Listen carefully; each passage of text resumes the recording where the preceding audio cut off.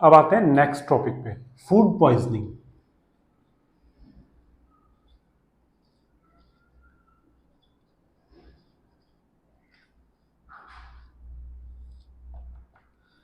कभी कभी आपने देखा होगा कि हम लोग खाना खाने के बाद अगर बाहर से खा के, स्पेशली बाहर से खा के आते हैं, तो हमारे पेट में दर्द होने लगता है या वॉमिट आ जाती है या लूज मोशन हो जाते हैं, पेट में तेज दर्द भी होता है। तो ये सब किस वजह से होता है? फूड पॉइजनिंग के कारण। फूड पॉइजनिंग के कारण क्या? जो भी कुछ हमने खाया है वो सर्टेन माइक्रो ऑर्गेनिज्म, मतलब माइक्रोब्स की वजह से वो खराब हो गया है। खराब इन द सेंस, उसमें जो माइक्रो ऑर्गेनिज्म डेवलप हुए उसने उस फूड की जो क्वालिटी थी उसको डिक्रीज कर दिया। उसमें सम टॉक्सिक सब्सटेंस को प्रोड्यूस किया, कुछ टॉक्सिक सब्सटेंस को प्रोड्यूस किया, जिसकी वजह से आपकी तबीयत खराब हो गई। ठीक है, ये टॉक्सिक सब्सटेंस जो डेवलप हुए और आपकी तबीयत खराब हुई, इस पूरी प्रोसेस को कहते हैं फूड पॉइजनिंग। ठीक है, फूड पॉइजनिंग कब होती है? जब हम कोई भी गंदा खाना खा लेते हैं जिसमें से स्मेल आ रही हो, डिफरेंट स्मेल आ रही हो, बैड स्मेल, बैड टेस्ट हो गया हो उसका, या कलर चेंज हो गया, जो उसका ओरिजिनल कलर है उससे कलर चेंज हो गया। ये फूड पॉइजनिंग की निशानियां हैं, ये फूड पॉइजनिंग के साइंस हैं। अब होता क्या है, जब कोई भी, जैसे सपोज करिए आप मॉइस्ट कंडीशंस में ब्रेड को रख देते हैं, अपने घर में रख के देखिए, बरसातों के दिन में ब्रेड को रख दीजिए, कुछ दिन रखा रख दीजिए, उस पर फंगस लग जाती है। इट मीन्स वो खराब होना शुरू हो गया। Fungi it self is a micro organism, और वो उसको खराब करना शुरू कर देता। कुछ दिन आप आम को रखिए, किसी भी सब्जी को रखिए, फल को रखिए, वो धीरे धीरे क्या होता है, उसमें से स्मेल आने लगती है। स्पेशली पटेटो को रखिए, आलू को रखिए, उसमें से एक स्मेल आने लगेगी। उसको आप देखोगे सॉफ्ट हो जाएगा। इट मीन्स कि वो डिकम्पोज होना स्टार्ट हो गया। डिकम्पोज मीन्स उसके जो ओरिजिनल सब्सटेंस है वो डिकम्पोज होना, टूटना स्टार्ट हो गए, खराब होना स्टार्ट हो गया वो। तो ऐसे चीज़ों से फूड पॉइजनिंग फैलती है। ठीक है, इसलिए हमको क्या करना चाहिए कि हमको हमेशा कवर्ड फूड खाना चाहिए, फुल कुक्ड फूड खाना चाहिए, हाफ कुक्ड फूड नहीं खाना चाहिए या अनकुक्ड फूड नहीं खाना चाहिए। हमको फुल कुक्ड फूड खाना चाहिए और अवॉइड करना चाहिए कि हम बाहर खाएं। घर का खाना खाएंगे, कोई तबीयत खराब नहीं होगी, सही रहेंगे। ठीक है, अब आते हैं फूड प्रिजर्वेशन।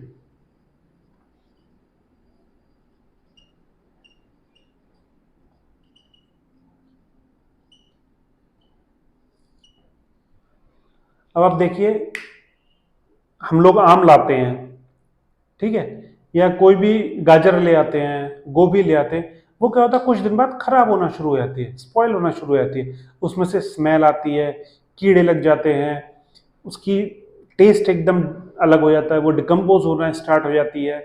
तो ये क्या होता है, ये जो सर्टेन माइक्रोब्स हैं उसको नुकसान पहुंचाना शुरू कर देते हैं, उसको डिकम्पोज करना शुरू कर देते हैं। पर आप देखिए, जबकि अचार में वही सारी सब्जियां, वही फल होता है अचार में, जो हम पिकल्स जो होते हैं बाजार से लाते हैं चाहे घर पर डालते हैं, जो पिकल्स होता है वो इतनी जल्दी खराब नहीं होते, वो महीनों चलते हैं, काफी लॉन्ग टाइम तक चलते हैं। क्यों चलते हैं? कुछ तो ऐसा होता होगा कि सब्जी जो अलग रखी है वो खराब होना शुरू होगी, पर जो पिकल है वो खराब नहीं हुआ, जबकि सेम सब्जियां उसमें पड़ी हुई हैं। उसमें कुछ सर्टेन सब्सटेंस ऐड किए जाते हैं। जब पिकल बनाते हैं या जैम बनाते हैं या जेली बनाते हैं, उसमें कुछ सर्टेन सब्सटेंस ऐड किए जाते हैं। उन सर्टेन सब्सटेंस को जो हमारे फूड या फ्रूट्स को या वेजिटेबल्स को डिकम्पोज होने से, मतलब सड़ने से, स्पॉइल होने से बचाता है, उस सब्सटेंस को हम प्रिजर्वेटिव कहते हैं। ठीक है, तो प्रिजर्वेटिव की डेफिनेशन क्या हुई?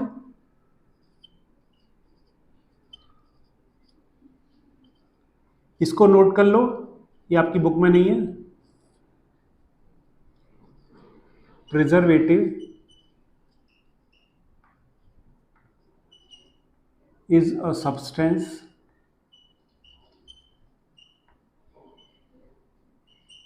or chemical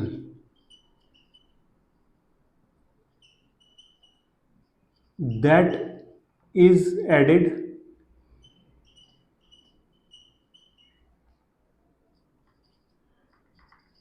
to the product to prevent its decomposition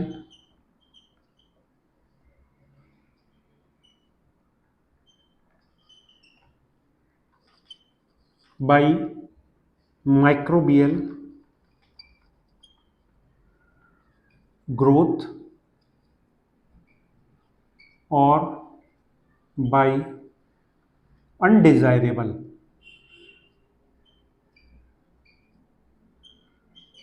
chemical changes.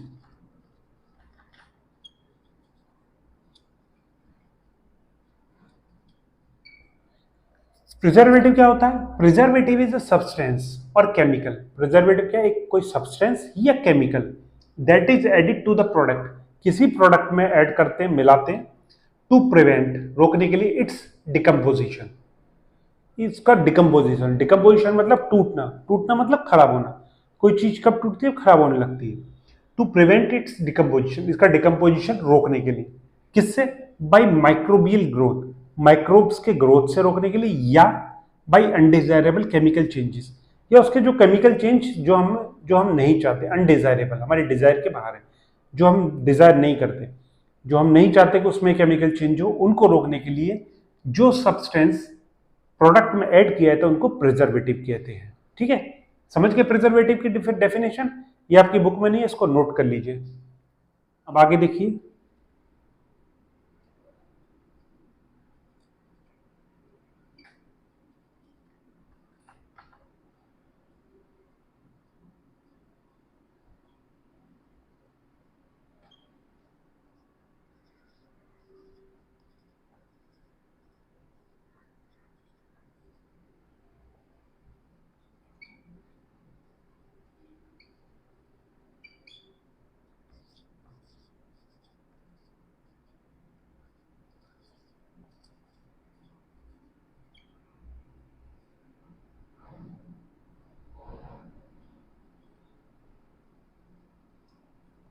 In general preservation is implemented in two modes.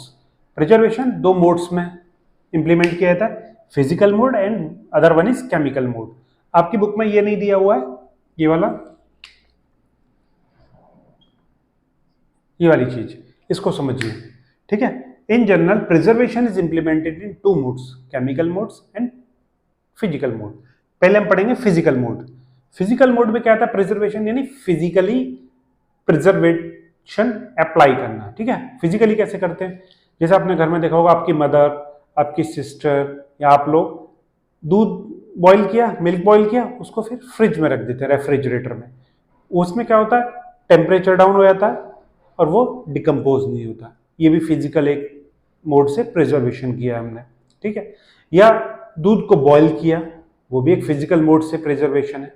ठीक है, या हमने क्या किया? उसको चीज को ढक के रख दिया अच्छी तरह से, एयर टाइट कंटेनर में रखा, या उसको ड्राई करके रखा। जैसे हम लोग क्या करते हैं, कभी कभी गर्मी सर्दियों में मेथी के पत्ते आते हैं, उनको हम सुखा लेते हैं, ड्राई कर लेते हैं, और उनको हम गर्मियों में भी यूज करते हैं। अगर हम उनको ड्राई नहीं करेंगे धूप में तो वो हमारे खराब हो जाएंगे। हम उनको ड्राई करके प्रिजर्व कर लिया फिजिकल बोर्ड से, और उनको आगे तक यूज कर सकते हैं। ठीक है, जैसे अदरक होती है, अदरक को हम ड्राई कर लेते हैं। अदरक को जो बाजार में सौंठ नाम से एक चीज बिकती है, मसाला बिकता है, मेडिसिन के रूप में भी यूज करते हैं उसको। अदरक को ड्राई कर लेते हैं और हम उसको आगे यूज कर लेते हैं। तो फिजिकल मोड में क्या आता है? इसे हमने फ्रिज में रख दिया किसी भी सामान को डिकम्पोजिशन से बचाने के लिए, या हमने उसको बॉईल कर लिया, हीट कर लिया, या उसको एयर टाइट कंटेनर में रख दिया जिससे कि वो कुछ दिन तक सुरक्षित रह पाए, या हमने उसको ड्राई कर लिया। ये हमारे फिजिकल मोड है प्रिजर्वेशन के। फिजिकल मोड से जो प्रिजर्वेशन किया है इज नॉट लॉन्ग लास्टिंग, यानी ज्यादा लंबा नहीं चलता, कुछ टाइम के लिए प्रिजर्व हो जाते हैं ये चीज। बट केमिकल मोड से जो प्रिजर्वेशन किया जाता है वो लॉन्ग लास्टिंग होता है, यानी काफी देर तक, काफी टाइम तक चलता है। बट हम किसी भी चीज को पूरी जिंदगी प्रिजर्व नहीं कर सकते। एक ही प्रिजर्वेटिव लगा के उसको चेंज करेंगे, या फिर उसकी क्वालिटी पर डिपेंड करेगा, उसके सब्सटेंस की प्रॉपर्टीज पर डिपेंड करेगा। तो फिजिकल मोड से क्या है? हम लोग किसी चीज को प्रिजर्व करते हैं कुछ दिनों के लिए, जैसे ड्राई कर लिया, रेफ्रिजरेटर में रख दिया, या फ्रोजन फूड आपने देखा होगा, फ्रोजन फूड देखा होगा, खाया भी होगा, जैसे मैकेन की टिक्कियां आती हैं, सफल की मटर आती है, फ्रोजन फूड जो होते हैं, वो भी एक रेफ्रिजरेशन से हम उस चीज को प्रिजर्व करते हैं, वो भी एक फिजिकल मोड का प्रिजर्वेशन है। ठीक है, फ्रोजन फूड भी। आइसक्रीम है, जैसे आइसक्रीम क्या मिल्क प्रोडक्ट है, उसको अगर हम बाहर रखेंगे वो धीरे धीरे डिकम्पोज हो जाएगा 2-4 दिन में, और वो स्पॉइल हो जाएगा, खड़ सड़ जाएगा, बेकार हो जाएगा। पर अब उसको हम जब फ्रिज में रखेंगे, आइसक्रीम जमा के रखेंगे, तो वो एक फिजिकल मोड का प्रिजर्वेशन है। और एक इसका अच्छा एग्जाम्पल क्या है, जो हम पैकेट वाला दूध लाते हैं बाजार से, जैसे अमूल, मदर डेयरी, वेरका, बहुत सारे ब्रांड हैं, मिल्क के, हम उसका पैकेट लाते हैं, उसके 1-2 दिन की वैलिडिटी होती है। एक टेट्रा पैक आता है मिल्क का, बड़ा 1 लीटर का, उसकी 30 डेज की वैलिडिटी होती है, एक्सपायरी डेट। तो इतनी दिन तक कैसे हो जाता है? क्योंकि उसमें प्रिजर्वेटिव मिलाते हैं या फिर उसको प्रिजर्व करते हैं फिजिकल मोड से। फिजिकल मोड से जैसे आपने दूध पे लिखा देगा पॉस्चराइज्ड मिल्क, या हिंदी में लिखा होगा पाश्चरीकृत दूध। वो क्या होता है, मिल्क को हम बॉईल करते हैं 70 डिग्री सेंटीग्रेड पे 30 सेकंड्स के आसपास। जब बॉईल हो जाता है 30 सेकंड तक 70 डिग्री सेंटीग्रेड पे बॉईल करते हैं। जब बॉईल हो रहा था 30 डिग्री सेंटीग्रेड 70 डिग्री सेंटीग्रेड पे 30 सेकंड बॉईल हुआ, एकदम उसको सडन चिल कर देते हैं नियर अबाउट 10 डिग्री सेंटीग्रेड के आसपास। 70 डिग्री सेंटीग्रेड से एकदम 10 डिग्री सेंटीग्रेड पे दूध आता है और चिल कर देते हैं, उसको हम बोलते हैं पाश्चराइजेशन। ठीक है, इसकी इन्वेंशन किया था, इसको डिस्कवर किया था लुई पाश्चर ने, इसलिए इस टेक्निक को बोलते हैं पाश्चराइजेशन। ठीक है, और एक क्या होता है, पाश्चराइजेशन से हम मिल्क को यूज कर सकते हैं लंबे समय तक, हमारा मिल्क खराब नहीं होता है। ये टेक्निक होती है पाश्चराइजेशन। ठीक है, 70 डिग्री सेंटीग्रेड पे गर्म करेंगे तो 30 सेकंड गर्म करना पड़ेगा। 60 के आसपास गर्म करते तो हाफ एन आवर के आसपास गर्म करना पड़ता है हमको दूध। ठीक है, और सडन चिल करते हैं जिससे कि उसके बैक्टीरिया डिस्ट्रॉय हो जाते हैं। ठीक है, ये हमारा था physical mode of preservation. Chemical mode क्या होता है, हमने देखा होगा आपकी मम्मियाँ जब अचार डालती हैं, हमारे घर में जब अचार पड़ता है तो उसमें जो ऑयल है, एडिबल ऑयल, मस्टर्ड ऑयल डालते हैं, मोस्टली मस्टर्ड ऑयल यूज करते हैं। तो मस्टर्ड ऑयल ज़्यादा, सपोज करिए ये आपका पॉट है जिसमें अचार रखा जाना है, यहाँ तक आपका वेजिटेबल्स, मैंगो, जो भी आना है फ्रूट वो आ गया। पर जो आपके घर में जब हम इसमें एडिबल ऑयल डालते हैं, सरसों का तेल डालते हैं, तो यहाँ तक भर देते हैं, यानी कि पूरा डिप रहना चाहिए। ये वाला फ्रूट का पार्ट है, ये डिप रहना चाहिए, और मस्टर्ड ऑयल यहाँ तक भर देते हैं फुल, ये पूरा डूबा हुआ रहता है। क्यों? Oil, mustard oil is itself a preservative, या ये प्रिजर्वेटिव का काम करता है मस्टर्ड ऑयल। पिकल्स में सॉल्ट भी तेज रहता है, नमक ज़्यादा डालते हैं, नमक itself act as a preservative. तो हमारे घरों में जो कॉमन प्रिजर्वेटिव यूज होता है, सरसों का तेल हो गया, नमक हो गया।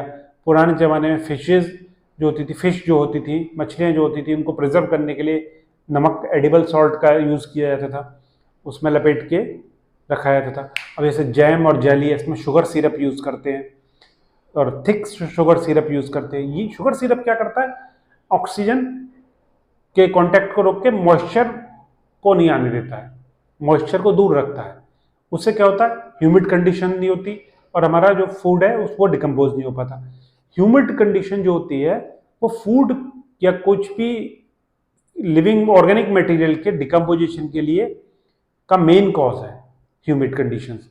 25 to 27 डिग्री सेंटीग्रेड टेम्परेचर हो और ह्यूमिड कंडीशंस हो तो कोई भी चीज़ बहुत जल्दी डिकम्पोज होती है। तो हम लोगों को कोई भी चीज़ डिकम्पोजिशन से बचानी है, organic material means food material, या हमारा लेदर हो गया, इस तरह की वुड हो गई, इस तरह की चीज़ हमें डिकम्पोजिशन से बचानी है, तो हम उसमें उसके लिए प्रिजर्वेटिव यूज़ करते हैं। प्रिजर्वेटिव भी यूज़ करते हैं, साथ साथ टेम्परेचर मेंटेन भी होना चाहिए, ह्यूमिड कंडीशंस ना हो। तो जैसे जैम, जेली है, इसमें भी हम प्रिजर्वेटिव यूज़ करते हैं। अचार में यूज़ करते हैं, जो बाजार के अचार आता है उसमें सोडियम बेंजोएट यूज़ करते हैं, sodium benzoate act as a preservative. Vinegar use करते हैं, विनेगर का भी यूज़ करते हैं प्रिजर्वेटिव के तरह। तो कई सारे प्रिजर्वेटिव हैं जो हम डिफरेंट फूड प्रोडक्ट्स में यूज़ करते हैं। ठीक है, और जो भी बाजार से पैक्ड फूड आता है उसको जब वो पैक करते हैं तो एयर टाइट कंटेनर्स होते हैं, जिससे कि एयर का एक्सचेंज ना हो, एटमॉस्फेयर और जो कंटेनर है उसमें एयर का एक्सचेंज ना हो, कि अंदर की हवा बाहर आ जाए, बाहर की हवा अंदर आ जाए। एयर टाइट कंटेनर में पैक करते हैं, उससे भी हमारा फूड प्रिजर्व रहता है। ठीक है,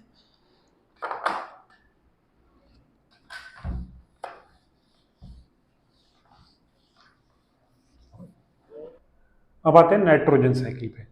नाइट्रोजन क्या है?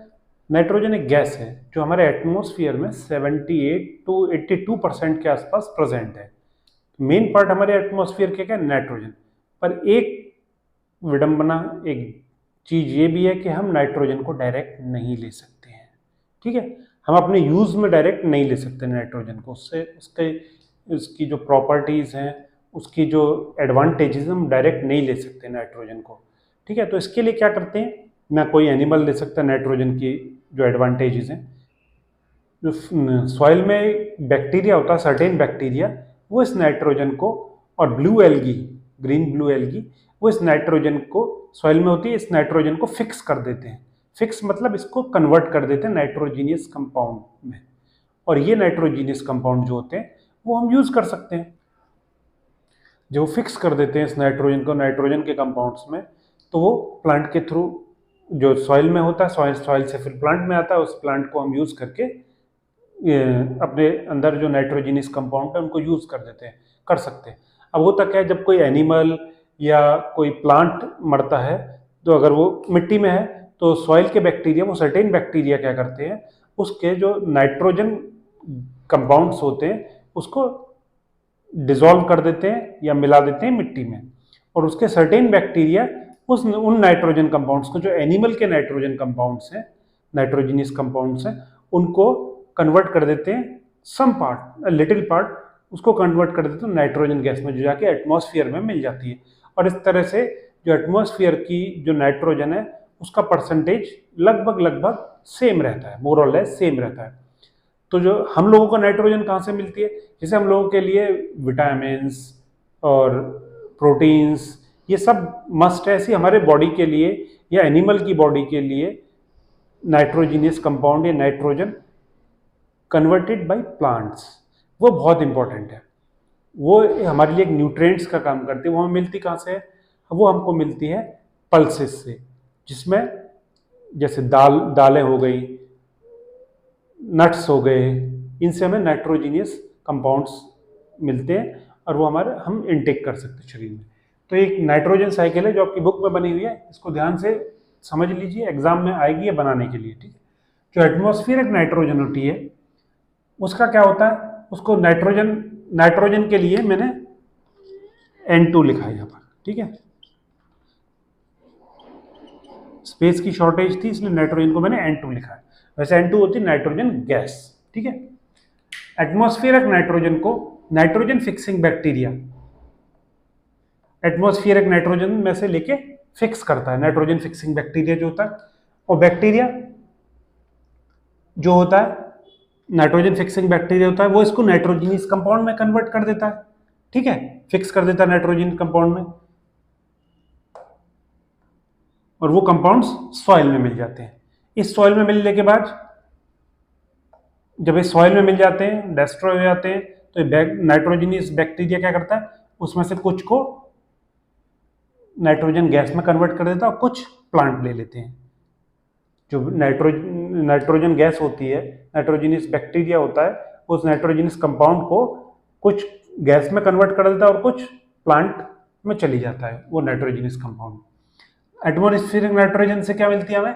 लाइटिंग से भी नाइट्रोजन मिलती है, वो भी कंपाउंड्स सॉइल में मिल जाते हैं। ठीक है, और अपटेक बाय प्लांट्स, जब प्लांट्स में चली जाती है वो नाइट्रोजीनियस कंपाउंड्स, तो उसको क्या, एनिमल, या एनिमल मीन्स ह्यूमंस भी हैं, ह्यूमंस उस प्लांट को खाते हैं, और जो हम एक्सक्रीशन करते हैं, या जो जब किसी एनिमल की डेथ होती है, बॉडी मिट्टी में मिल जाती है, तो फिर वो नाइट्रोजीनियस बैक्टीरिया जो होता है, नाइट्रोजन फिक्सिंग बैक्टीरिया उस डेड बॉडी में से नाइट्रोजन जो कंपाउंड्स हैं उनको नाइट्रोजीनियस कंपाउंड्स और नाइट्रोजन गैस में कन्वर्ट करके एटमॉस्फेयर में भेज देता है, और नाइट्रोजन के कंपाउंड दोबारा से सॉइल में मिल जाते हैं। इस तरह से नाइट्रोजन की एक साइकिल चलती रहती है। फिर मिल जाएंगे, फिर एटमॉस्फेयर में ये वाली गैस फिर एटमॉस्फेयर में आ जाएगी, फिर वही साइकिल चलने लगेगी। ठीक है, तो ये चैप्टर हमारा खत्म होता है। अब इसकी एक्सरसाइज करिए, फिल इन द ब्लैंक्स जो आपकी बुक में दिए हुए हैं वो करिए। इसके क्वेश्चन पेपर इस चैप्टर के लास्ट में ऐड कर दिया जाएगा, और कुछ अगर समझ में नहीं आता है मुझसे दोबारा पूछिए, कमेंट सेक्शन में पूछिए। कोई प्रॉब्लम सॉल्व नहीं होती है इस चैप्टर्स के रिगार्डिंग तो मुझसे कमेंट सेक्शन में पूछ सकते हैं। जो पेपर ऐड करूँगा उसको सॉल्व करके कमेंट सेक्शन में बताइए। ठीक है, ओके।